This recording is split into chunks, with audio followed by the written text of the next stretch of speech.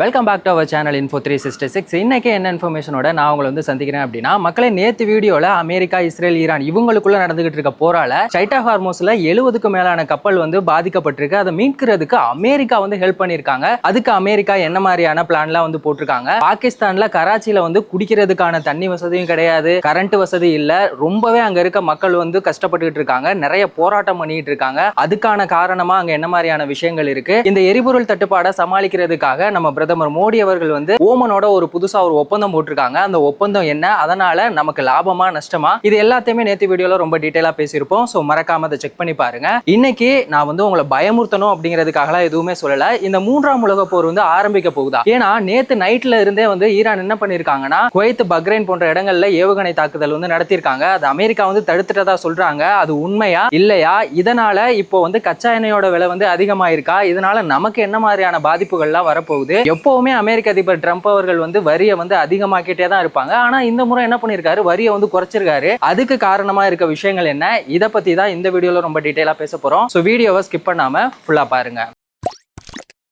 America, Israel, Iran இவங்களுக்குள்ள இந்த போர் நிறுத்தம் அப்படிங்கிறது தற்காலிகமா ஸ்டாப் பண்ணி வச்சிருந்தாங்க அப்படிங்கிறது எல்லாருக்குமே தெரியும். ஆனா என்ன பண்ணிருக்காங்க, இப்போ வந்து ஒரு வாரமா கண்டினியூவா வந்து அட்டாக் அப்படிங்கிறது நடந்துகிட்டு இருக்கு. நேத்து என்ன பண்ணிருக்காங்கன்னா, ஈரான் வந்து குவைத், பக்ரைன்ல வந்து ஏவுகணை தாக்குதல் நடத்திருக்காங்க. அமெரிக்கா வந்து அதை தடுத்துட்டேன் அப்படின்னு வந்து சொல்றாங்க. சரி, ஓகே, உண்மையிலே அங்க என்னதான் நடந்துச்சு அப்படிங்கறத தெரிஞ்சுக்கலாம். ஈரான் என்ன பண்ணிருக்காங்கன்னா, குவைத்துல வந்துட்டு 2 ஏவுகணை வந்து அனுப்பியிருக்காங்க. ஆனா அந்த 2 ஏவுகணையுமே என்ன ஆயிருக்கு அப்படின்னா, பாதி வழியிலேயே வந்து உடஞ்சு விழுந்திருக்கு. என்னடா அது புதுசா இருக்கு, ஏன்னா ஈரான் வந்து முன்ன மாதிரி எல்லாம் கிடையாது. அவங்க கிட்ட அதிநவீன அளவுக்கு இந்த டெக்னாலஜி அப்படிங்கிறது இருக்கு. சோ அதையும் மீறி எப்படி வந்து அது பாதி வழியில உடைஞ்சிச்சு அப்படின்னு கேட்டா, அங்க வந்து டெக்னிக்கல் ஃபெயிலியர் ஆயிருச்சு அப்படின்னு வந்து சொல்றாங்க. அப்படி உடைஞ்ச அந்த ஏவுகணை எல்லாம் எங்க இருக்குன்னா, பாலைவனத்துல தான் போய் விழுந்திருக்கு. இன்னொரு பக்கம் என்ன பண்ணிருக்காங்கன்னா, பக்ரைன்ல வந்துட்டு 3 ஏவுகணை வந்து அனுப்பியிருக்காங்க. அந்த 3 ஏவுகணையுமே என்ன பண்ணிருக்காங்கன்னா, அமெரிக்காவும் பக்ரைனும் சேர்ந்து அதை வந்து பாதி வழியிலே, அதாவது நடு வழியிலே அந்த வானத்திலே வந்து என்ன பண்ணிருக்காங்கன்னா அடிச்சு உடைச்சு காலி பண்ணிருக்காங்க. சரி, ஓகே, இது வந்து எப்படி சாத்தியம் அப்படிங்கறத தெரிஞ்சிருக்கலாம். இன்னொரு விஷயம், இப்போ வந்துட்டு அமெரிக்காவுக்கும் ஈரானுக்கு தானே பிரச்சனை போயிட்டு இருக்கு. எதுக்காக ஈரான் வந்து பக்ரைனை அட்டாக் பண்ணணும் அப்படிங்கிற ஒரு கேள்வி உங்க எல்லாருக்குமே தோணும். அதுக்கு முக்கியமான காரணம் என்னன்னா,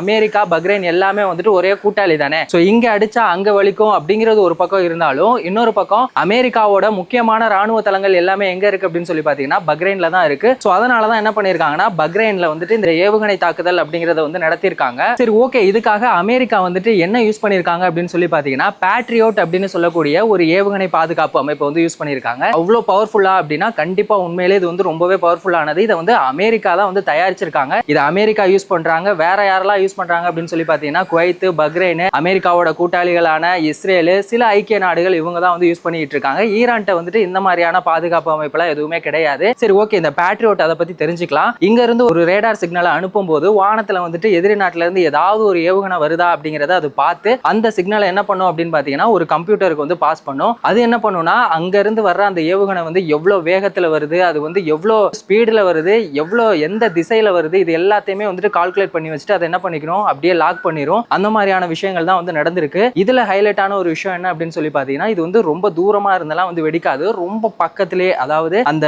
ஆப்போசிட்ல இருந்து வர்ற ஏவுகணையை நேருக்கு நேராகவே வந்து அடிச்சு காலி பண்ணிரும். அவ்வளோ பவர்ஃபுல்லான ஒரு விஷயம் அப்படின்னு வந்து சொல்றாங்க. இதுல என்ன பண்ணுவாங்க அப்படின்னா, அந்த ஏவுகணையை வந்து அந்த கம்ப்யூட்டர் மூலமா லாக் பண்ணதுக்கு அப்புறமா அந்த மானிட்டர் ஆகுள்ள அதை இவங்க என்ன பண்ணுவாங்கன்னா, அந்த டைம்ல அதை வந்து இங்க இருக்க ராணுவ வீரர்கள் என்ன பண்ணுவாங்கன்னா, அதை வந்து ஜஸ்ட் ஒரு ஓகே அந்த பட்டனை மட்டும் கிளிக் பண்ணிட்டாங்க அப்படின்னா அது வந்து பிளாஸ்ட் ஆயிரும். அந்த மாதிரியான ஒரு விஷயங்கள் தான் வந்து நடந்திருக்கு. இப்போ குவைத்தோட சைடுல இருந்தும் பக்ரைனோட சைடுல இருந்தும் ஊடகமா இருக்கட்டும் இல்ல கவர்மெண்ட் அவங்கலாம் வந்து என்ன சொல்றாங்கன்னா, சோசியல் மீடியால வர்ற ரூமரான விஷயங்களை வந்து நம்பாதீங்க, எங்க சைடுல இருந்து அபிஷியலா என்ன நியூஸ் வருதோ அதை மட்டும் நம்புங்க அப்படின்னு வந்து சொல்லியிருக்காங்க. ஒரு வழியா ஈரான் அனுப்புன அந்த ஏவுகணை என்ன பண்ணிருக்காங்கன்னா, நடுவழியிலே இவங்க என்ன பண்ணிட்டாங்கன்னா அடிச்சு காலி பண்ணிட்டாங்க. அதுதான் வந்து உண்மை அப்படின்னு வந்து சொல்லியிருக்காங்க. பொதுமக்களுக்கு சில வார்னிங் கொடுத்திருக்காங்க. என்னன்னா, அந்த ஏவுகணை எல்லாம் வெடிச்சு செதறிச்சு இல்ல, சோ அதோட பார்ட்ஸ் எல்லாம் வந்து கீழே கிடக்கும். அது மட்டும் இல்லாம சில உலோக துண்டுகள் எல்லாம் வந்து கீழே கிடக்கும். நமக்கு ஒரு விஷயம் பார்த்தா அது என்ன பொருள் அப்படிங்கிறது தெரியும், ஆனா அது நமக்கு தெரியாம இருக்கும்ல. அந்த மாதிரி உங்களால ஐடென்டிஃபை பண்ண முடியாத சில பொருட்கள் ஏதாவது இருந்துச்சு அப்படின்னா அதை யாருமே, மக்கள் யாருமே வந்து தொடக்கூடாது, அது பக்கத்திலே போகக்கூடாது அப்படின்னு வந்து சொல்லியிருக்காங்க. ஏன்னா அது வந்து எப்ப வேணா வெடிக்கிறதுக்கான சான்ஸ் இருக்கு. சோ இந்த மாதிரியான வார்னிங்கை கொடுத்திருக்காங்க. இன்னொரு விஷயம் என்ன சொல்லியிருக்காங்கன்னா, சரி, அந்த மாதிரியான ஏதாவது ஒரு பொருள் உங்களுக்கு சந்தேகப்படுற மாதிரி ஏதாவது ஒரு பொருள் இருந்துச்சு அப்படின்னா அதை வந்துட்டு எங்களுக்கு இன்ஃபார்ம் பண்ணுங்க அப்படின்னு அப்படின்னு சொல்லி ஒரு கான்டாக்ட் எமர்ஜென்சி நம்பர் வந்து கொடுத்துருக்காங்க. 112 அப்படிங்கிற நம்பருக்கு வந்து நீங்க கால் பண்ணுங்க அப்படிங்கிற மாதிரியான விஷயங்களை வந்து சொல்லியிருக்காங்க.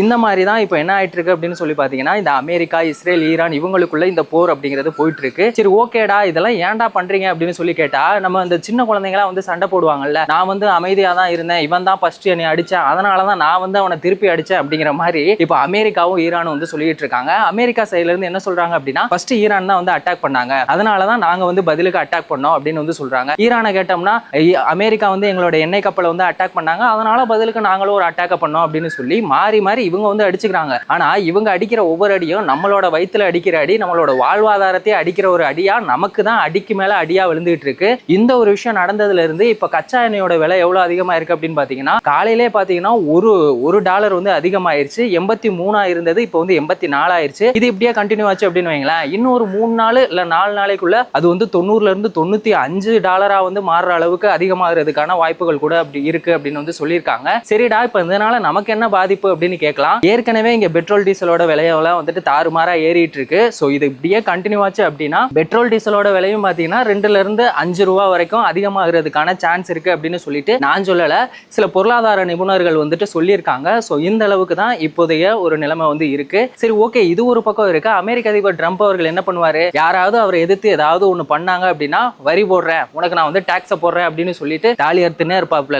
அந்த மாதிரி தான் அவர் ஒவ்வொரு டைமே பண்ணுவாரு. இப்போ என்ன பண்ணிருக்காருன்னா, வரியை வந்து குறைச்சிருக்காரு. 25%ல இருந்து 15% குறைச்சிருக்காரு. சரி, எதுக்கு குறைச்சிருக்காரு, ஏன் குறைச்சிருக்காரு அப்படிங்கிறத தெரிஞ்சுக்கலாம். இதை வந்து மெயினா அவர் பண்ணது எதுக்காகன்னு பாத்தீங்கன்னா, அமெரிக்காவோட உள்நாட்டு உற்பத்தியை வந்து அதிகரிக்கணும் அப்படிங்கிறதுக்காக தான். இந்த விவசாயம் அது சார்ந்த உபகரணங்கள் எல்லாத்துக்குமே வந்துட்டு இந்த வரி அப்படிங்கறத வந்து கொண்டு வந்திருக்காரு. அமெரிக்கா கூட யாரெல்லாம் வந்துட்டு இந்த வர்த்தக ஒப்பந்தம் பண்ணியிருக்காங்களோ அவங்களுக்கெல்லாம் இந்த 10% குறைப்பு அப்படிங்கிற ஒரு விஷயம் இருக்கு அப்படிங்கிறது நல்ல ஒரு விஷயமா தான் பார்க்கப்படுது. ஆனா இதனால இந்தியாவுக்கு லாபம் இருக்கா அப்படின்னா கண்டிப்பா லாபம் இருக்கு. ஆனா இதுல முக்கியமான ஒரு விஷயம் என்னன்னா, அமெரிக்காவோட உள்நாட்டு உற்பத்தி அதிகமாக்கணும் அப்படிங்கிறதுக்காக தான் அமெரிக்க அதிபர் ட்ரம்ப் அவர்கள் வந்து இந்த ஒரு முடிவு எடுத்திருக்காரு. சரி ஓகே, இந்த வரி குறைப்பு அப்படிங்கிறது எவ்வளவு நாளைக்கு இருக்கும் அப்படின்னு சொல்லி பாத்தீங்கன்னா 2027 வரைக்குமே வந்து கண்டினியூ ஆகும் அப்படிங்கிற மாதிரி சொல்லியிருக்காரு. அதுக்கப்புறமா ட்ரம்ப் அவர்கள் வந்து ஆட்சியில இருப்பாரா இல்லையா அப்படிங்கிறது தெரியல. ஏன்னா அவருடைய அந்த 2 டைம் தான் வந்து அமெரிக்காவை பொறுத்த வரைக்கும் 2 டைம் தான் ஒருத்தவங்க வந்துட்டு அதிபரா இருக்க முடியும். அதோட காலகட்டம் அப்படிங்கிறது 2028 அவரோடது முடிஞ்சிடும். ஸோ அதுக்கப்புறமாவது அமெரிக்கா நல்லா இருக்குமா, நம்ம எல்லாருமே நல்லா இருப்போமா அப்படிங்கிறதெல்லாம் அதுக்கப்புறமா தான் தெரியும். ஸோ அமெரிக்கா, இஸ்ரேல், ஈரான் இவங்களுக்குள்ள நடந்துகிட்டு இருக்க இந்த போரால நேத்து வந்து என்ன பண்ணிருக்காங்கன்னா, குவைத், பஹ்ரைன்ல வந்துட்டு ஏவுகணை தாக்குதல் நடத்திருக்காங்க. ஸோ இதை பத்தி நீங்க என்ன நினைக்கிறீங்க? ஈரானோட இந்த தாக்குதல் வந்து சரியா? இதை பத்தின உங்களோட கருத்தை மறக்காம கமெண்ட் செக்ஷன்ல சொல்லுங்க. இந்த மாதிரி எந்த ஒரு இன்ஃபர்மேஷனா இருந்தாலும் அதை ஈஸியா தெளிவா 10 நிமிஷத்துல புரிஞ்சுக்கணும் அப்படின்னா நம்ம சேனலை மறக்காம சப்ஸ்கிரைப் பண்ணுங்க, உங்க ஃப்ரெண்ட்ஸுக்கு ஷேர் பண்ணி சப்போர்ட் பண்ணுங்க. வேறொரு வீடியோல வேறொரு இன்ஃபர்மேஷன்ல திரும்பவும் சந்திக்கலாம்.